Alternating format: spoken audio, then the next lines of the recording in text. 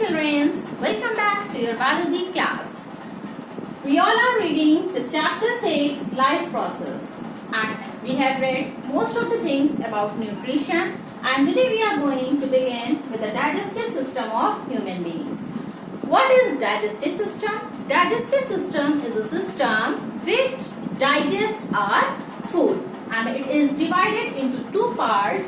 The one is alimentary canal and second is accessory glands. Alimentary canals, it consists of 6 parts, that is mouth, esophagus, stomach, small intestine, large intestine and rectum.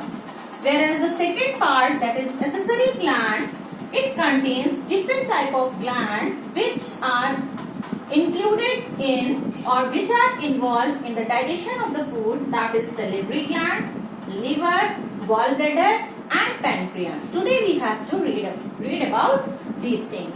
So alimentary canal. Alimentary canal begins from our mouth and ends in the rectum. And the muscles undergoes the rhythmic contraction and relaxation, and that movement is known as peristalsis movement, due to which food moves in our body. Whereas alimentary canal is also divided into different parts. First one is mouth. Mouth is also known as the buccal cavity. It contains tongue and teeth.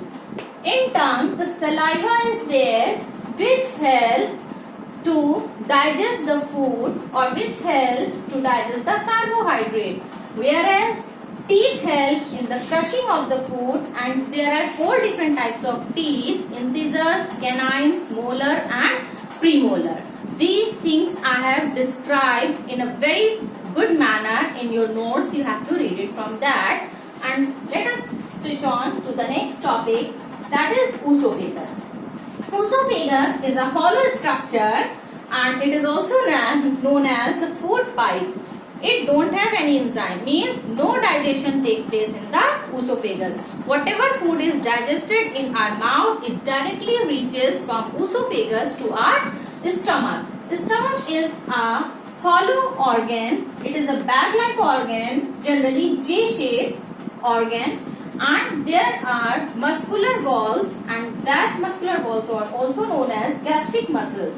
It helps in the churning of food. Churning of food means more digestion takes place in this due to the presence of HCl.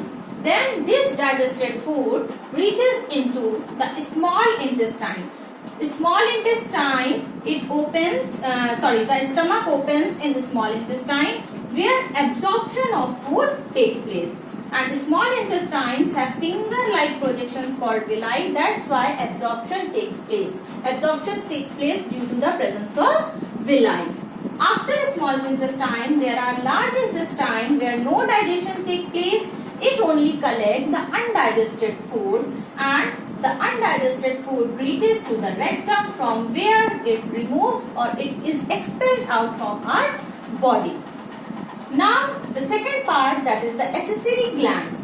In accessory gland, the salivary gland is there. Salivary gland secretes the salivary amylase. It is an enzyme which helps in the digestion of carbohydrate.